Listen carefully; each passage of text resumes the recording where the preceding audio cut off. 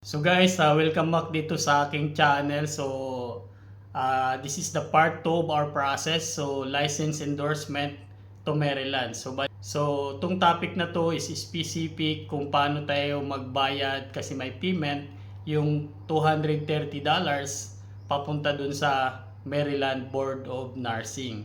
So kung mapapanood nyo dun sa part 1 natin, marami na tayong details na diniscuss doon. So ito ay specific for the payment.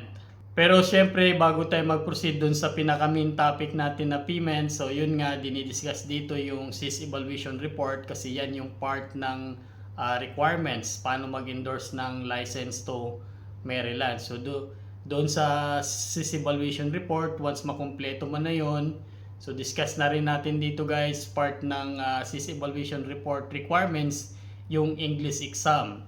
So yung English exam dito ay pwedeng gamitin yung IELTS at saka yung PTE na rin. So last June 2024, allowed na gamitin yung PTE. Pero after nung June 2024 onwards, so pwede nang gamitin yung PTE English exam para dun sa SIS Evaluation Report for Maryland. So yun nga, once na na-complete na yung process mo ng SIS Evaluation Report, yung CGFNS o yung True Merit na ngayon, ipo-forward na yan dun sa Maryland. Then once the Maryland received that email, mag-i-email na rin yan ng notification sa personal email mo na na-receive na nga nila yung SIS Evaluation Report mo. Then pwede ka na mag-start or pwede ka na mag-proceed ng process ng license endorsement. Then pagka once na receive mo na yung email na yon from Maryland Board of Nursing na pwede ka na mag-start ng process, then pwede ka nang mag-request ng fingerprint card doon sa Maryland. So ang ginawa nga namin based sa experience namin, nag-email kami papunta sa Maryland.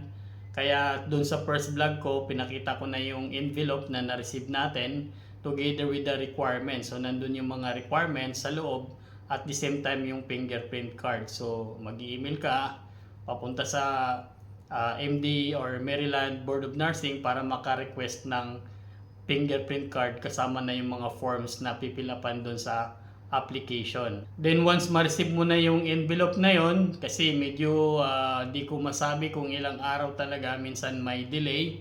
So depende doon sa address mo kung saan ka naka-address. So sa amin, na-receive namin sa Pilipinas, in-address namin doon. So it takes like 2 months. So depende talaga guys. So disclaimer, hindi depende kung saan nyo in-address at basta yung sa amin 2 months. Actually masabi ko na rin, naka second request kami kasi yung first request in-address namin sa abroad, which is hindi namin na-receive. Then nag-request ulit kami, in-address namin sa Pilipinas. Yun, na-receive namin na in-address namin yung envelope doon sa Pilipinas. So maybe 2 months. Kaya syempre nung na-receive na yung envelope, very excited na. So start na ng fill up ng form. At the same time, ito na kung paano magbayad ng $230 dun sa Board of Nursing of Maryland. So bali dito guys, yung may share ko sa inyo kung paano kami nagbayad pero hindi pa namin na ipadala yung lahat ng requirements pabalik dun sa Maryland. Wala pa yung fingerprint card, nasa amin pa, pinaprocess pa namin lahat ng forms, pinipilapan pa namin.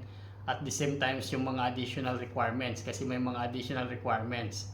So gagawa tayo ng other vlog kung ano yung mga requirements na dapat nating ilagay dun lahat sa envelope bago natin ipapadala dun sa Maryland. So bali dito, isi-share ko na kasi nagawa na nga namin kung paano magbayad, which is ang hirap talagang bayaran itong $230 kasi nga hindi nila ipaprocess yung application mo kung merong process or kung hindi mabayaran yung $230.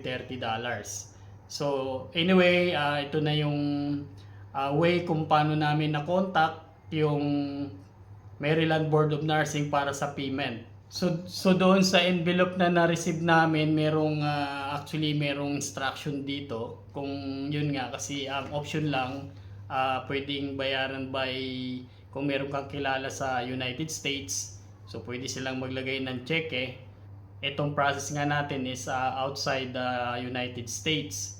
So nung na-receive namin tong envelope na to, nandito yung instruction kung ikaw ay wala sa United States, outside or outside of United States. So bali dito sa form or doon sa envelope kasama tong instruction na to, merong hotline number na pwede mong tawagan.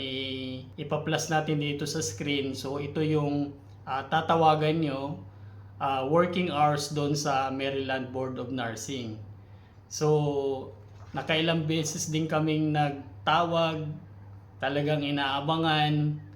Almost 1 week kaming contact ng contact kasi minsan nagre-ring lang o walang sumasagot. So yun nga, nung patuloy namin pagtawag, sinagot din naman yung tawag. Kaya yun, nakausap din namin yung representative dito sa Board of Nursing of Maryland. So additional tip na lang guys, kung ikaw ay tatawag dun sa Board of Nursing of Maryland, just prepare the credit card. Kasi kukunin nila yung details. Usually kinukuha nila lahat ng details ng credit card, kaya minsan nakakakaba, pero of course wala tayong magagawa, we just trust the process. Then kinuha nga yung credit card name, number, tsaka yung CVD at tsaka yung expiration date. So it means nakuha niya lahat yung details ng credit card. Once nung nakuha niya yung credit card details, so automatically nagdeduct yung $230. So don't you worry guys, based nga dun sa experience namin, nung na-deduct nga yung $230, so wala namang other transaction dun sa credit card.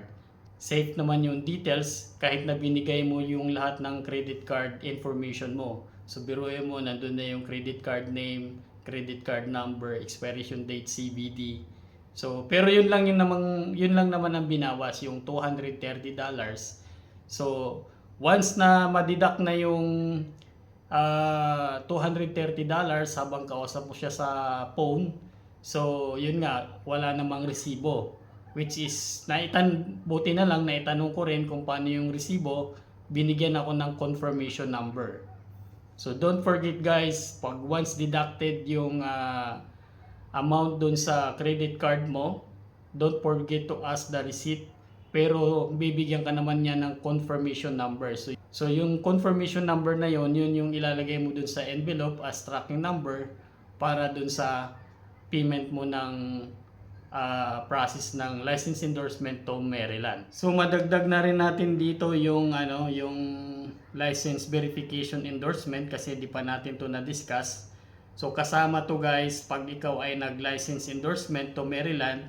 So just verify your license through nurses.com. So punta ka lang dun sa website sa nurses.com para i-verify to endorse your license to Maryland. So yun lang yung mai-share ko ngayon dito sa license endorsement natin guys, especially yung payment kasi nga kahit kami man noon napakahirap, lalo kung wala kang kakilala dun sa United States para i-fund yung check or bank check. Kasi nga, yun lang yung mga way kung paano bayaran. Buti na lang nung na-receive namin yung envelope, may option doon kung paano magbayad kung ikaw ay outside Maryland. So, tawagan nyo lang yung number na yan. Just keep contact with them. So, darating din na marireceive din nila yung calls mo. At yun nga, ang tip ko dyan, mag-ready mo na yung credit card kasi automatically, once na nakausap mo yung customer service or kung sino man yung sasagot, automatic i-discuss agad yung payment at kukunin yung details sa'yo at directly i-deduct sa'yo yung $230. So maraming salamat guys sa panonood dito sa aking channel. So I hope nakapagbigay na naman tayo ng details dito sa ating process ng license endorsement to Maryland. So maraming salamat sa inyong panonood. Huwag kalimutang mag-subscribe. Hit the button below para updated ka for the next video. See you next time. Bye-bye!